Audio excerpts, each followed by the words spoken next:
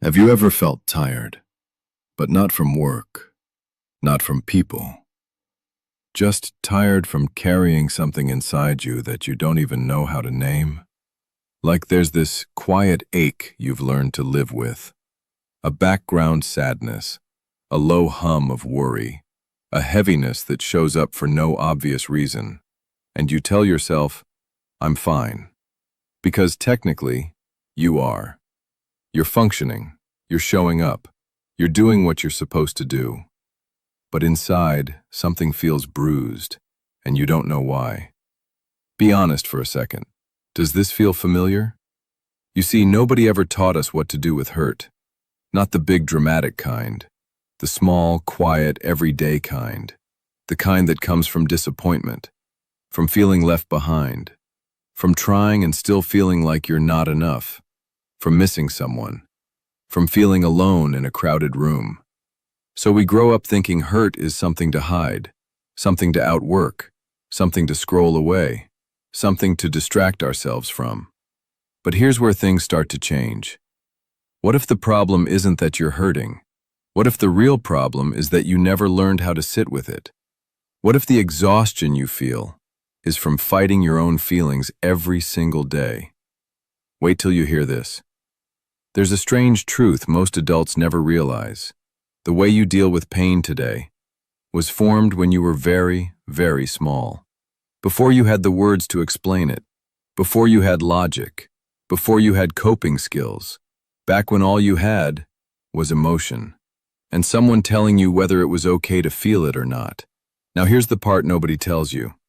Somewhere along the way, you learned that being strong meant not showing hurt, that being mature meant handling it alone, that feeling too much made you weak.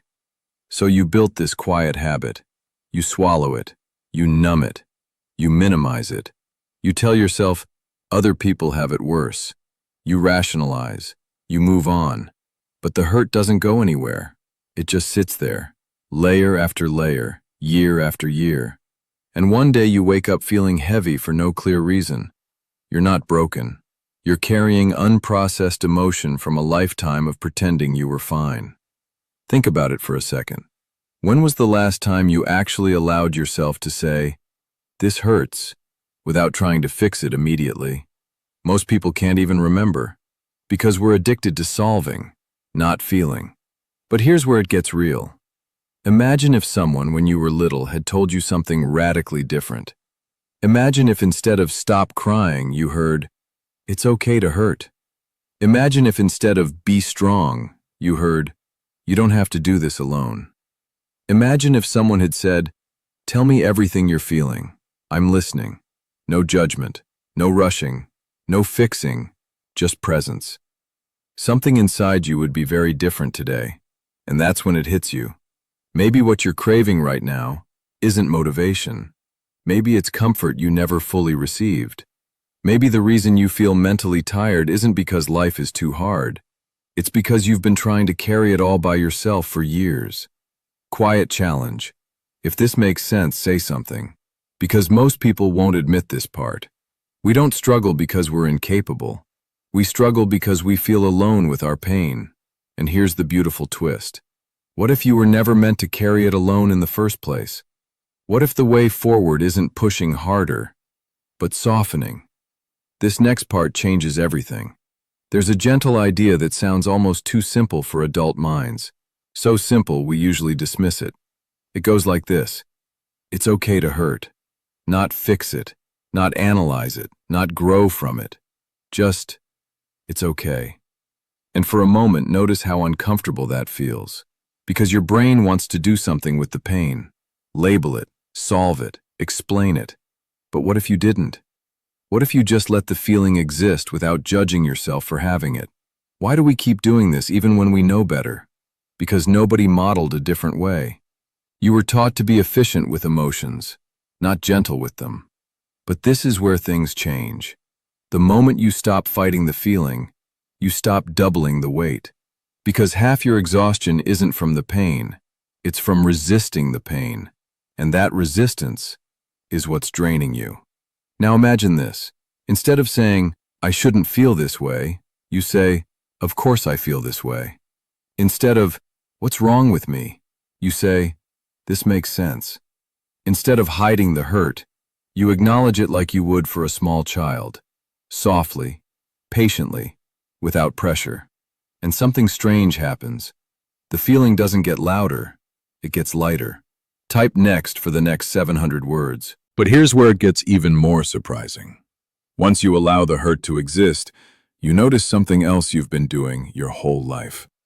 You've been trying to carry your feelings alone. Not because you wanted to, because you thought you had to. Somewhere deep inside, you formed this quiet belief. No one really wants to hear this. My problems are too small. I should be able to handle this myself. So instead of expressing, you internalize. Instead of sharing, you contain. Instead of reaching out, you retreat inward. And over time, this becomes your default setting. You feel something, you deal with it privately. You smile publicly. You survive silently. Shared confession. I used to think this was strength, handling everything on my own, not needing anyone, not burdening anyone. But that strength slowly turns into emotional isolation. And that isolation is exhausting. Because humans were never designed to process pain in silence. Wait till you hear this. There's a reason you feel relief when you finally talk about what's been bothering you. A real, physical relief. Your body literally relaxes. Your breath changes. Your chest feels lighter. That's not coincidence. That's how you were designed. To express, to be heard, to be met with presence. But here's the part most people miss. Even when you do open up to someone, you still hold something back. You edit your emotions. You soften the truth. You say, "I'm just stressed," when you're actually overwhelmed. You say, "I'm fine," when you're actually hurting. You say, "It's nothing," when it's been eating at you for days. Why? Because you don't want to seem dramatic. You don't want to seem needy. You don't want to seem weak.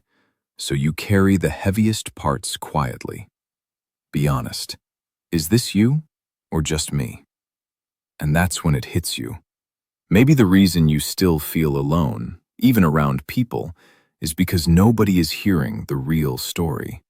They're hearing the edited version. And the real story is still sitting inside you, unspoken, unshared, unreleased. But this is where things change. What if there was a place you didn't have to edit? A place you didn't have to sound strong? A place you didn't have to summarize your pain into neat, acceptable sentences? A place where you could say exactly what you feel.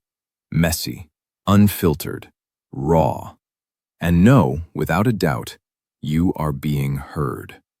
This next part changes how you see everything. You were never meant to filter your pain before expressing it.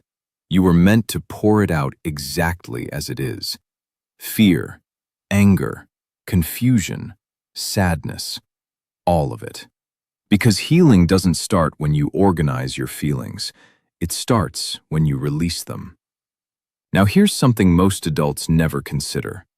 When you were very small, crying was your language. You didn't explain, you didn't justify, you didn't apologize. You simply expressed. And someone came. Someone listened. Someone held you. That was your first understanding of safety. Expression leads to comfort. But as you grew older, that changed. You were taught to explain before expressing, to justify before feeling, to be reasonable before being emotional. And without realizing it, you stopped expressing honestly. You started performing emotional maturity, but inside, the need never went away. You still crave that same safety, that same space, that same reassurance. And here's the beautiful realization. You can return to that, not by becoming childish, but by becoming emotionally honest again. Binary choice. Which one are you right now?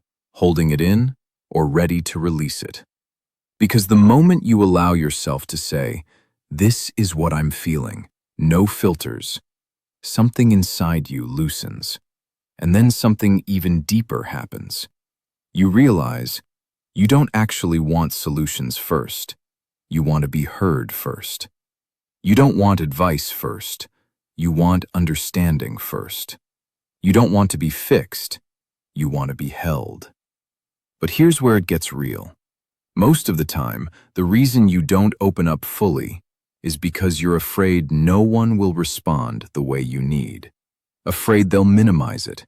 Afraid they'll misunderstand. Afraid they'll judge. So you decide it's safer to stay silent. Safer, but heavier.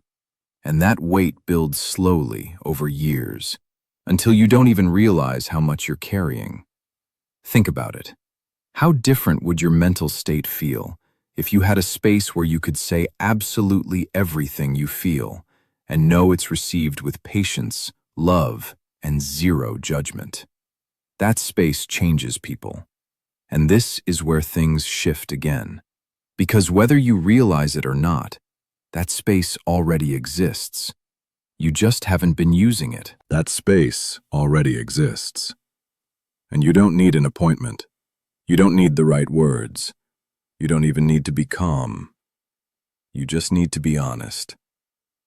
Because the moment you stop trying to sound composed and start speaking from where it actually hurts, something powerful happens. You feel met, not fixed, met. And that changes everything. Here's the realization most people miss for years. You think peace comes from solving your problems, but peace often comes from expressing your pain. Before anything is solved, before anything is figured out, before life gets better, peace begins the moment you stop carrying it alone. Unfinished question. Why do we wait until we're at a breaking point before we finally open up? Why do we let it pile up for weeks, months, sometimes years? And the honest answer is uncomfortable. Because you were taught that strength looks like silence, but real strength looks like honesty. This is where the emotional shift begins. You stop seeing your feelings as something to manage quietly and start seeing them as something to bring into the light. Because pain in the dark grows. Pain in the light softens. And here's where this becomes deeply personal. You don't actually need perfect circumstances to feel safe. You need to remember that you are already held, already seen, already heard, even in moments when nobody else understands what you're going through. That realization alone changes the way you carry your emotions. You stop clenching them so tightly. You stop trying to handle it. You start allowing yourself to be human again. And that's when the pressure in your chest starts to ease. That constant mental tension begins to loosen. Because you're no longer fighting your feelings. You're allowing them. And strangely, that's what gives you control.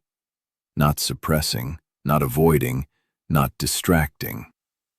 Allowing. Be honest. Does this feel familiar? This is the part where you start noticing a quiet shift in your daily life. You feel something heavy during the day, and instead of pushing it down, you pause. You acknowledge it. You express it. And you move forward lighter. You stop carrying yesterday into today. You stop carrying this morning into tonight. You stop carrying everything, everywhere. And then something beautiful happens. You begin to trust yourself emotionally. You begin to realize, I can feel hard things and still be okay. That's a new identity.